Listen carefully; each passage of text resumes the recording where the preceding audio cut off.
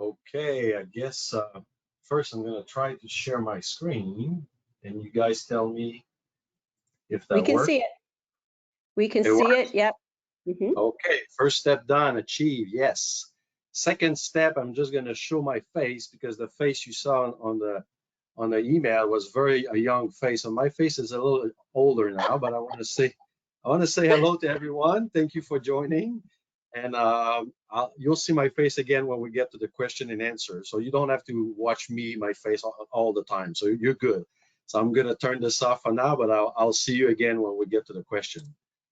Okay, now Okay. let And now, me, yeah, put it into slideshow mode, right? yeah, that was my next step. There we go Okay. from beginning.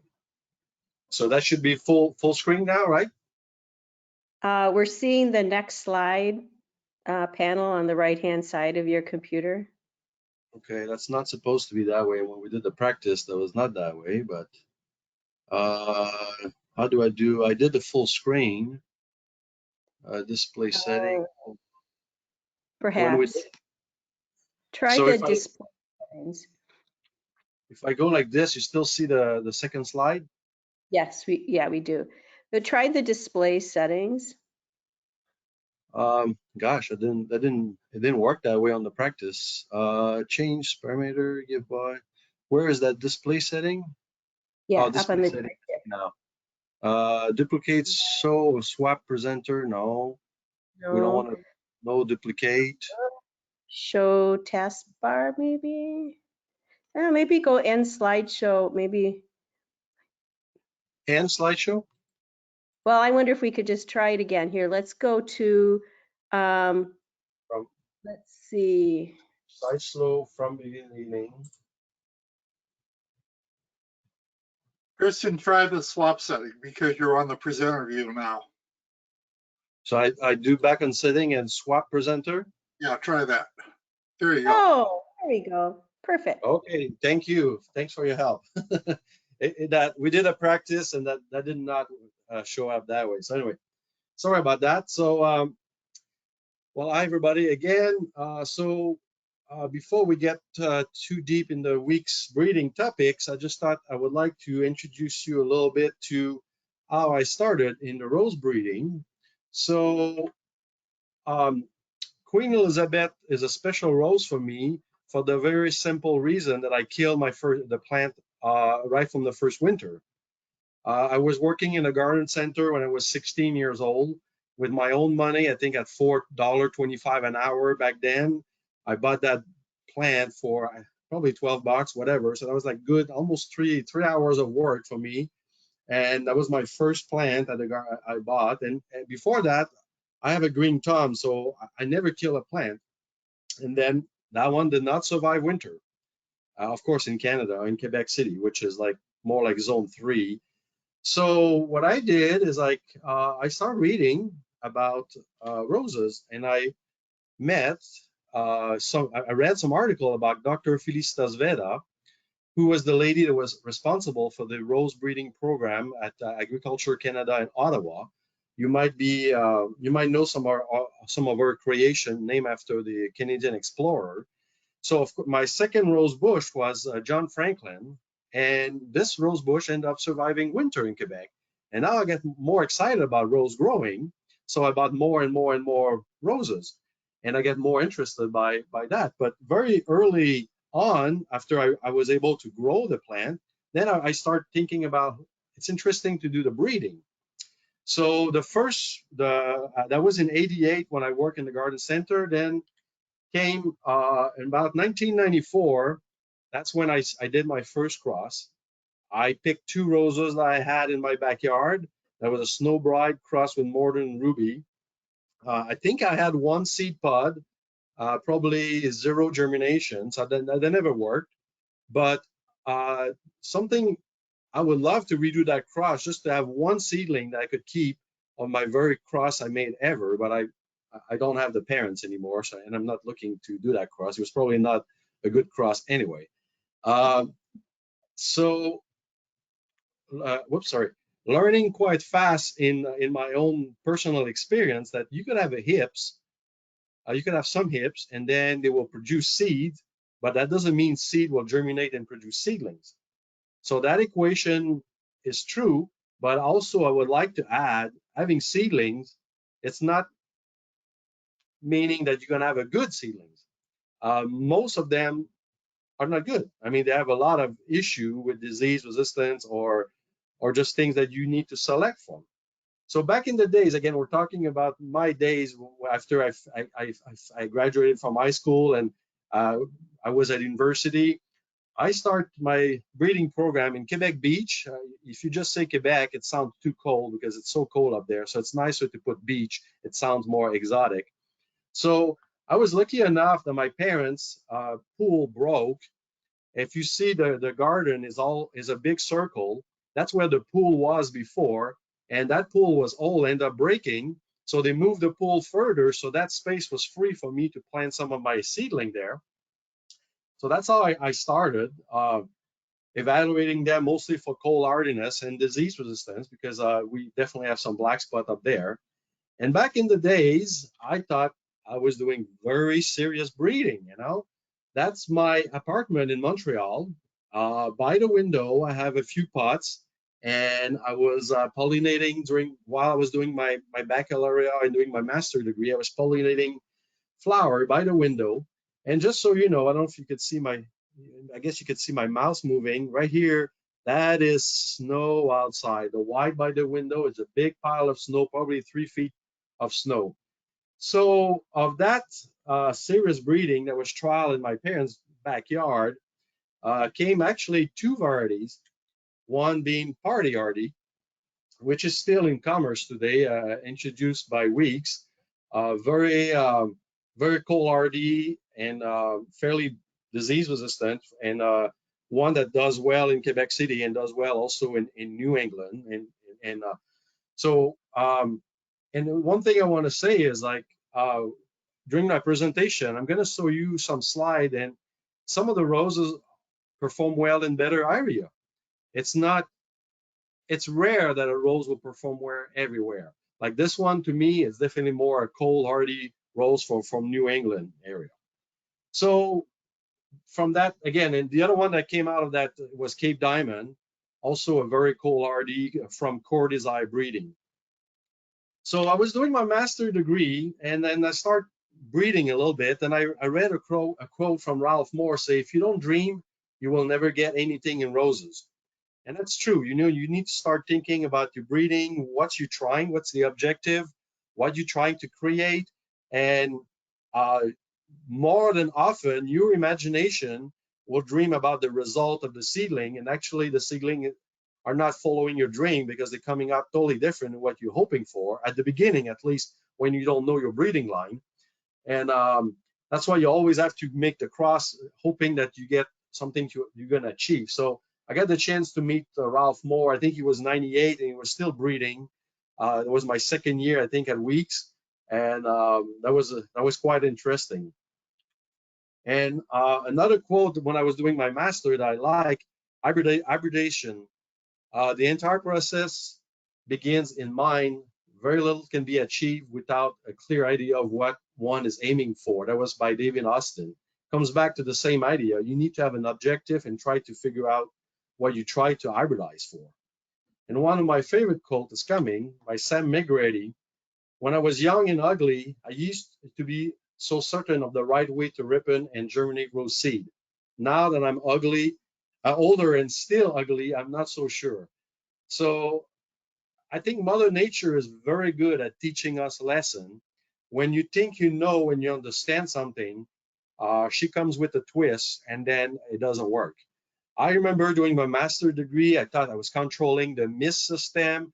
I had the timer perfectly organized so the foliage was staying wet between watering cycle, and then I was guaranteed my rooting and my cutting for the research project I was doing.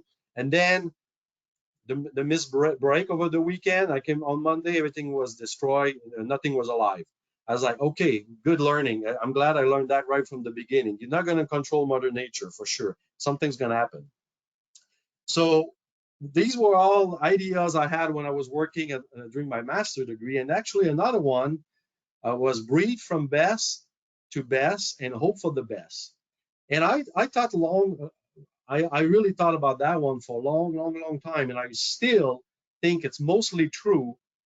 But I think when you work on your breeding line, you have breeding line that are not considered best, never going to be introduced, but they are the best line to cross together with other breeding line or commercial varieties. So that's a little breed from best to best. You're going to think you're going to breed from the best rows in the market, but sometimes your breeding line are just breeding line, and they're not the best for saying. But highly recommend, if you have a good breeding line, those are the ones you build your own variety with. So I was lucky enough, after I finished my master's degree, I met Dr. Felicitas Veda here on that picture with Jan Ogilvy, who was the responsible at Agriculture Canada back in the days. And I got a chance to work with them a little bit while I was working on the Agriculture Canada program. So you see that young guy with the suit and tie, which nobody wears in the industry anymore. So I thought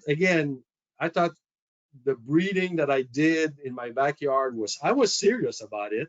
And I thought the breeding I did at Agriculture Canada was a serious breeding, but nothing compared to when I met Tom at Weeks. Then I saw the full potential of a breeding program. I mean, it's night and day to what I've seen before. I mean, doing a few cross in your backyard in Agriculture Canada, I was doing a few thousand pollination, and then starting at Weeks, we're dealing with 40, 50,000 pollination per year, so you got a pile of seedlings.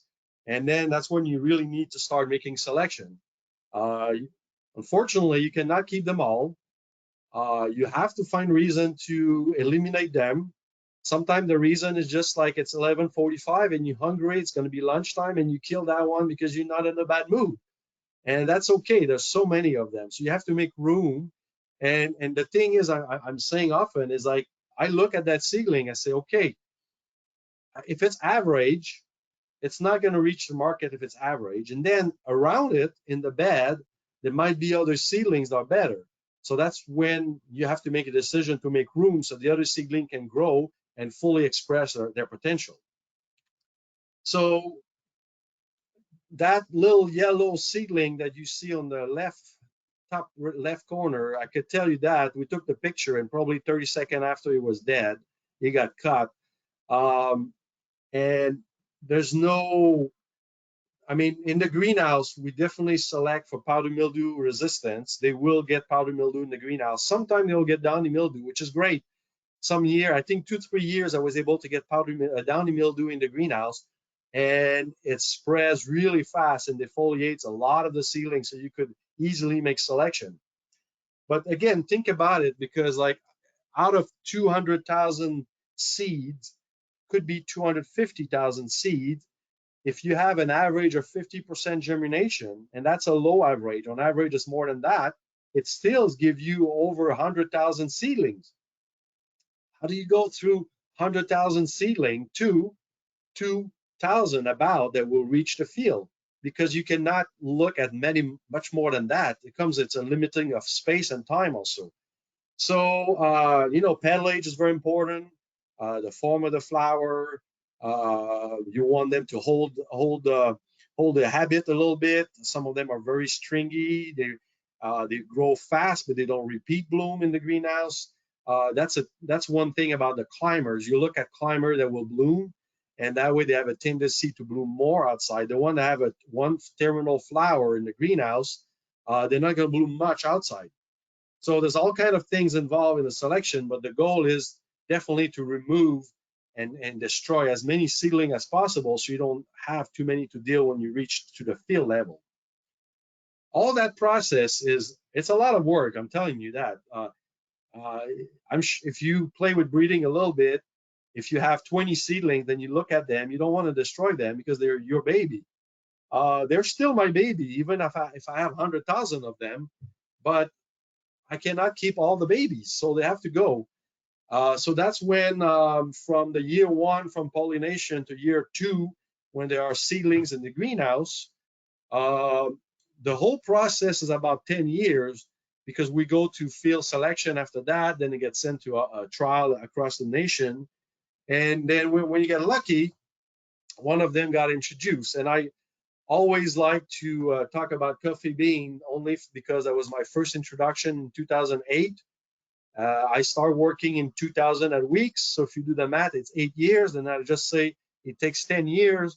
But I beg Tom to go faster on this one so I don't have to wait 10 years. So we released that one. It was already very impressive in the greenhouse. And normally, every seedling we're selecting in the greenhouse, we take 10 eyes and we will bud 10 plant outside. This one, I think we bud as many as we could. And I think it was probably like in the 20 range, 25 range maybe, and which is normally the second level. So I skip a year and we move kind of straight to introduction. So it's a special color.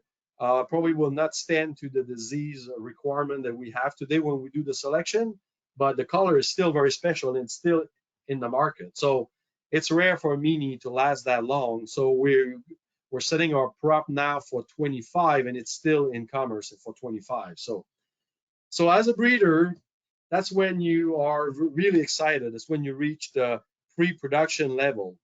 Believe it or not, this is Sugar Moon in Wasco, California, where we have a growing field. Look at the amount of bloom. And I like to say that those are they're tractor blades that prune them, chop them down to a foot, and that's how they come back after we chop them. So I like the way you guys are pruning the five leaflet angle on top of a 45-degree and all that, but this is the action of a tractor blade, and see the amount of bloom the plants have produced. So again, as a breeder, you're really happy when you reach that level. But before you do, there's a tough trial ahead of you. So give you an idea here, this is the Marlboro, New York trial. On the left, you see that most plants are defoliated. And it takes years and years and years to build a breeding line so what you do is you look at that first year. That was not the first year I was trialing in New York, but you look, okay, there might be 3 that have some foliage. Then you have to take those 3 breeding line and you cross them together. And then you do another year, you have more breeding line to cross together. And then slowly you're building up resistance to the point on the right. That's a picture that was taken this year. It's a little blurry. I didn't take that shot, but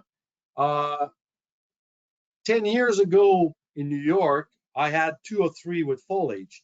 Now today, I have a few that defoliates. That's as much we have improved over the last 10 years in taking the best breeding line and crossing them back together. Same thing with, I'm showing you here the Battleground Washington trial, which is really a tough trial for not a little bit on cold hardiness, but mostly on downy mildew resistance. You see the difference on 2008, 2017. 2008, again, I could handpick 5 that retain foliage. 2017, most of them retain foliage. And I could tell you that in 2021, it's totally the opposite now. They don't want to defoliate. So I have a problem right now is those breeding line have become really good. And I think, without giving too much credit to the breeding line, that the weather has changed and made the selection a little difficult, because I don't think there's as much rain and as much disease pressure as there was 5 years ago. So it's probably a combination of both, but we really see an improvement on the quality of the seedling going to those trials. Same thing here with the White House, Tennessee trial. And for those of you who are listening for that part of the world, it is a tough trial. I mean, every year for 12 years, I came back from my Tennessee trial almost crying, because I combined the best breeding line together, and I thought, okay, I got it this time. It's going to work. And then I go there, 100% defoliated. And then I do again the following year. And first, about 60% of the planted the first year will get rose rosette. And by the second year, it's about 95% of them will get rose rosette. additional to the black spot and cercospora defoliation, it is a tough trial. I could tell you that. But see, again, look at the improvement we did from, I think we've been trialing for 12 years plus in Tennessee. Now we have some that are coming out with some foliage. So that's a great improvement. And I want to show you here Pink Freedom, which is actually one of those first that came out of that Tennessee trial. It was not perfect. If I remember well, it was like a 30-40% defoliation. When I say not perfect, is with no spray. The guy doesn't water very often either, and he doesn't fertilize either. So that's like the worst condition. If you give a little help to the plant, regular fertilization, and just a little care, I think though some of those plants that I'm trialing to the extreme, and that's the reason I'm trialing to the extreme, is I know when I see them, they are the worst possible. They only can go upward from there because you guys, or even the average person, will water the plant, will give a shot of fertilizer. Some of my trial, they don't even give a shot of fertilizer, and I'm happy with that. So Pink Freedom was actually a Master Rose winner in 2022 from the American Rose Trial for Sustainability, and also a 2022 winner from the American Garden Rose Selection in 4 region. So I know being tough on the trial also brings reward later, and that's very important. I'm trialing as hard as I can to make gardening as easy as possible for people that will buy those plants. And my goal is not to have average rose reach the market. But remember, we have a huge market in California. So sometimes we are introducing roses that perform better for a hot, dry climate. And sometimes they perform better from New England, like a party hardy. So there's like a huge variation of climate. So we have to, since we're distributing plants all over the country, so we have to make selection a little bit for everybody, So as a breeder, you get really lucky when one of your roses is selected in different country. Like Sparkle and Shine was one best rose in the trial in Australia. That's me and Finbar, or Asian of Swain Nursery in Australia. So that was the rose of the year back then. I think I was there, I want to say maybe 2016. I don't remember when exactly, but again, as a breeder, that's like the cherry on the sundae. We love that. And that was me with Sparkle and Shine at Swain Nursery taking a picture. And a lot of times I hear a question about why names are changing from country to country. Well, Sparkle and Shine is named the Golden Child in Australia. First, it's up to the agent who decide what name he wants to use. If he doesn't like Sparkle and Shine, he doesn't think it's attractive for his market, he has the right to change it. And secondly, an example I like to say, maybe the name just simply doesn't work for the country. Think about 4th of July, Independence Day of the United States. You think that will work in England? Maybe not so much, So that's why 4th of July is named Crazy for You in England. So they have the name rose have to adjust with the marketing and the potential promotion that the agent will do in those countries. So I'm staying here on trialing roses with national award. Sugar Moon was the 9th and the international fragrant rose trial in what's the name, in Eishigo Hillside Park in Japan. And again, I had the pleasure to go there, and that Sugar Moon planted in Japan at the trial. And on my left, a Japanese breeder that did not speak English, and my Japanese, I think I learned a few words before I went on that trip. But it was so funny because he showed me some of his seedling, and at one point I just say "blue for you," and he started laughing, and I started laughing because I didn't say anything. I was trying to guess one of the parent, and I think I was right, and he was laughing and I was laughing because we both knew that was the right parent. So breeders could have a language that beyond Japanese and English. We just name the parent, and I was right, and we just became friends right away. That was a lot of fun. So something about the weeks program, and we always try to look for novelty. Novelty sells.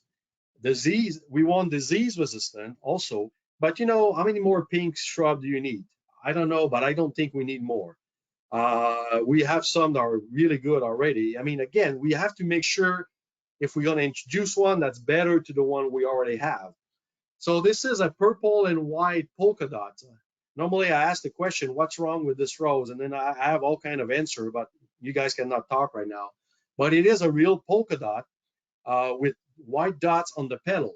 So while we're doing the breeding, we look for all kind of things like that. This one was not a perfect creation. The polka dot was great in the spring and in the fall, but during the summer month, when the heat comes, it disappeared. So that just show you a little bit. As a breeder, we're trying to find all kind of ideas of how to do things a little different. And this is another one that I'm trying to do different, which everybody drives me crazy because they don't like it. It looks like a virus rose, but it is a variegated foliage. So I've played a little bit with variegated foliage breeding line, and I have, I think, 4 seedlings that came out very, very variegated foliage. But my production people are telling me, no way, Christian, no way you're going to introduce that. And because we're going to have problem with the credit and problem people thinking it's a virus. But the foliage is really cool in the spring. So again, I'm just showing you things that as a breeder, you really try to do something a little different. And again, I wish I could take some question now because maybe you have question, but we'll take question at the end. Part of the week's program, it's also dealing with international breeder like Arkness Roses from England, which came Easy Does It, which is, in my opinion, still, he was a 2010 ARS and also won the Master Rose, American Rose System, Rose Trials for, I can say sustainability, but anyway. Still today, I retrialed that rose in New York and in Michigan, and still in a no spray trial, it's still a beautiful, beautiful creation.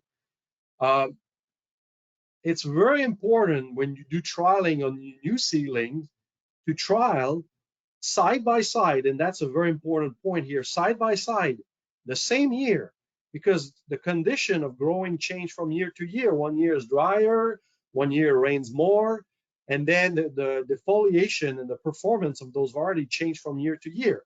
Side by side, in the same block, in the same trial, the same year, you trial some of your new selection with the old one, and then you could compare, are the new selection better or are they worse? Of course, you don't want something worse. And retrialing side by side, so the new selection against Easy Does It, came back to the conclusion, it's still a beautiful rose, you know. Ketchup and mustard, it's what I call a hot, dry climate, but it's like extremely popular. It's probably one of the rose I created that's the most popular. We're still selling, I want to say 30 to 35,000 plants of that ketchup and mustard. I mean, really popular in California. And if you want to know a breeding trick, how to hybridize a red and yellow bicolor, it's easy. You cross a red and a yellow, right? Breeding is easy. You look at the city of San Francisco is a red, crossed with Shockwave, which is a yellow. I'm joking here. It's not that easy, but I'm just joking because people will look at the parentage. Oh, you cross a red and a yellow, then you got a bicolor red and yellow. It's easy. It doesn't work that way, but anyway. So yeah, ketchup and mustard, I think the name is, that's when the name of a rose makes it also extremely popular. We had great marketing, was a front cover of Week's catalog, and it is a great blooming machine, but to me, it's definitely more like a hot, dry climate rose, but still today, probably one of my most popular roses. Coco Loco is the one that's the most talked about because of the novel color. I had my brown phase when I was doing breeding. The first 3 years, I think, at Weeks, I hybridized a lot of breeding line, hoping for brown, which actually I was able to get Coco Loco. I had another one that we call Baby Puke, which is like a greenish brown, really special color, but the petalage is very low, so it will never get introduced. And to my great surprise, another rose of my creation called Vintage in Australia just got introduced, and it's also in that muted beige color. So it's really interesting because back in the days, those colors were not popular at all. And we killed and rejected those seedlings, except we maintained Honey Dijon and Coco Loco, but like vintage was one that we rejected because we already had Honey Dijon and Coco Loco, and now they're really trendy uh, to the point that Coco Loco is now in Africa getting tested as a cut roses to see if we could import some stems in Europe. The demand is such that even if the plant was not hybridized for cut roses, they're willing, if the stem is a little shorter, they're probably willing to live with that. So anyway, we'll see. But very trendy right now as cut roses for wedding, which is really interesting because, like I say, it's when I hybridized that rose, it was not popular, and now it is. So the trends are changing, and that's good. That's why it's always good to have your breeding program as wide as possible. Hybridize for every color, every style, and then try to follow the trend. But sometimes you are ahead of the trend, like in this case. So another one I want to talk about is Frida Kahlo, just because when you do rose breeding, it's very interesting that you get associated with artists. I like Frida Kahlo personally. She has a different style. Of course, it's not everybody that likes her, but she's still the most or one of the most known artists from Mexico. And on a personal level, it's great to be associated. One of my rose creation to be associated with an artist or a personality that you like. Like to me, the rose that I created, Coretta Scott King, was also a very special rose. If I was retiring today, I would say, hey, how many of you got so close to Martin Luther King that named a rose for his wife? You know, that's to me, that's the same thing. Frida Kahlo, of course, I never get a chance to meet her, but it's just great to think about when you do the breeding, you get also a relationship with people that you might like or admire yourself, you know. So that's the story. Frida Kahlo is a great, in my opinion, a great West Coast rose. Also does well, of course, in California. Hey, Always, Christian, yes. this is Diane. Could you do us a favor? Your control panel, I think, is showing on Ah, the right-hand side. See that orange arrow that's pointing towards the edge of your screen? Yes, thank you very much. click on the arrow. Yeah, it's good. It's good now. Okay, well, I wish someone told me that earlier. Sorry. Thank you, Diane. Uh, so again, talking about novelty and breeding, easy on the eyes is, in my opinion, the best or close to be the best in that Althemia breeding line.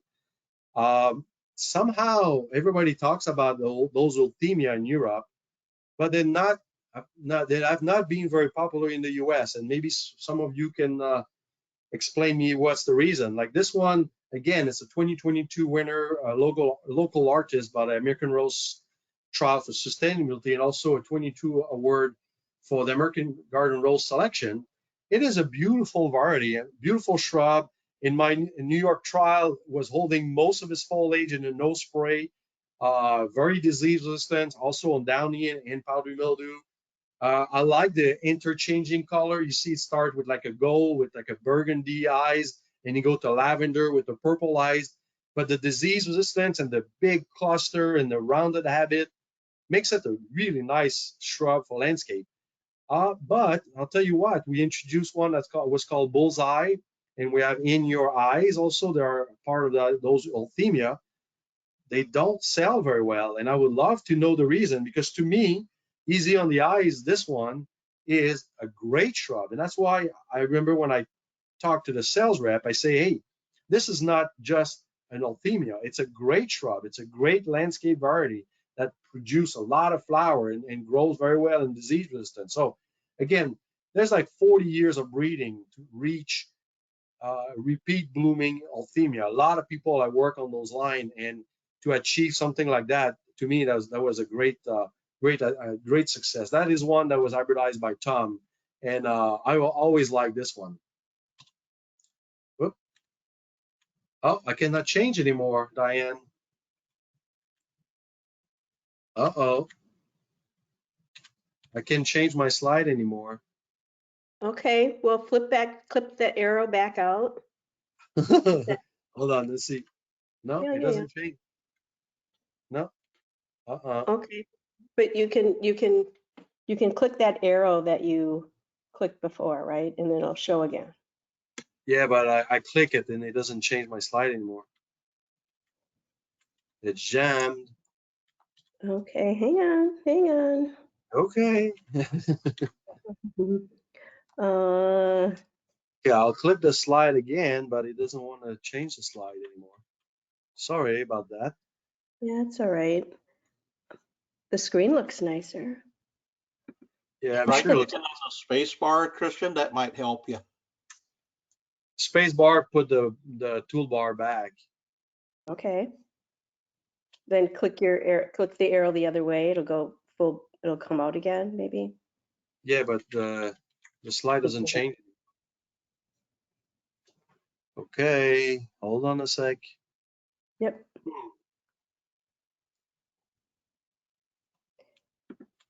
Slides are not moving. I see my next slide. Oh, let me try.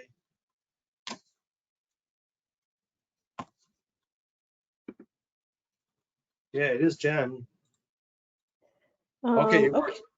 Oh, here we I go. got it. I could do it on the monitor. I could change on the monitor, Okay. but arrow on the Great. keyboard doesn't work anymore. I just want to quickly mention about Arctic Blue. It is another one I'm very pleased with on the breeding program.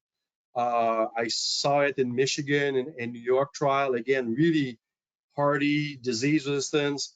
It has not won any prize so far, which I'm really surprised because I think this is a variety that's way better than many other ones that I have introduced that I've won prize. So something I just want to say about Arctic Blue is it is released in Japan, and it is great honor when an agent from a country tells you, "Oh, your variety is great. We want to introduce it," and they actually kept the name Arctic Blue too. So I just love that variety. I think when you guys get to know it more, if you'll see the full potential of that one.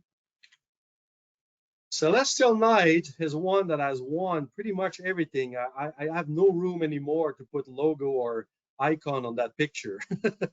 So he was a 2024 local artist winner by the American Rose Trial for Sustainability, a 22 award winner from American Garden Rose. It was a Member Choice Award in 23 by American Rose. It was also Portland Best Rose. I think he won like a Best Floribunda. I think he might have one other thing. I'll make a statement here. I think that's the best variety in that color. If it's not the best, it has to be very close to be the best. We have Ebb Tide that we also introduced, which is a deeper color. Ebb Tide has more fragrance, but it's a very short plant. It doesn't, in my opinion, is not very vigorous, and it's not any close to disease resistant like Celestial Night has. We also have Twilight Zone, which is crazy fragrant, a lot of lemon fragrance, big, way bigger flower, like deep purple color, way bigger again flower. But again, the disease resistance is not any close to Celestial Night. We did in the past Midnight Blue, which was a little closer to Ebb Tide. Again, but Celestial Night is to me, it's funny because he won a fragrance award. Sometimes you'll get a flower that's pretty fragrant, but most of the time it is not that fragrant. I think there's some subjective opinion here just because that color is known to be very fragrant. So maybe your nose is reacting to the color, what your eyes see. So in my opinion, it has some fragrance, but I would not say it's like a Sugar Moon or Double Delight or Julia Child fragrance, like very strong, but it has some fragrance. But, and again, in that color range, it checks most of the box as being a good rose, you know. So I'm very happy with that one also. Now I can see the future. I mean, I got that's the thing when with the breeding program, you could see ahead what's coming. Right now, we already budded the new intro for 25, and the 24, the catalog was printed in March. So you guys, I've seen probably a little bit of the 24 already, but I'm working on the 26, the 27, and the 28. Since it's a 10-year process, I could see the future a little advance so I wanted to talk to you about one that's coming. If you do a search of all the introduction I did, I think I counted about 75 of them. I think Oh My was a red. It was actually a American Rose Selection Member Choice, whatever year it was. And then I think I did Lady in Red, which is a English style climber. And I did Love at First Sight, which is a red and white bicolor hybrid tea. I think these are the only 3 reds that I have introduced in 23 years at Weeks. So I realize I've been extremely way too selective on my red. I put pressure on the red more than I did on any other color. I wanted them to be perfect or close to perfection. And I did not release almost any for that reason, because they were not to the level that I wanted. But this one here, it has a name, but I'm not going to reveal it yet. But I would like you to see, look at the top left corner, look at that bush. Perfection, totally rounded, full of foliage. The stems are upright, 1 bud per stem. Look at the glossy foliage. You could see that stem on the right. I mean, there's no trick. I didn't put wax or anything to get that foliage to be so clean. This is actually in Oregon when the plant is supposed to defoliate, and it was that way. So, and again, it's not a perfect red hybrid tea. I've not reached perfection yet, but I'm still working on it. But it is very good, and the foliage come from Drop Dead Red. You could recognize the foliage, very glossy foliage that came from Drop Dead Red. And I was so happy when I saw that seedling that had that foliage. So this is going to be available as pre-release. We do our pre-release with Spring Hill and Brex. 2 mail orders are at the same owner as Weeks Roses. So you could take a look for those. And actually this one is also the Portland Rose Festival for 24. So there'll be a preview there and preview with Spring Hill and Brex also. So it is a lovely hybrid tea, and I will just buy it just for the foliage, tell you the truth. Now let's see if I could change that slide again, and it works. Okay. There's no perfection in roses, and as close as you could be to perfection, this one is. And I'm feeling weird to even say that. It is lovely, lovely, lovely little. It's like, it's a miniature. It is fragrant. It has very double flower, always well formed. The habit is perfect.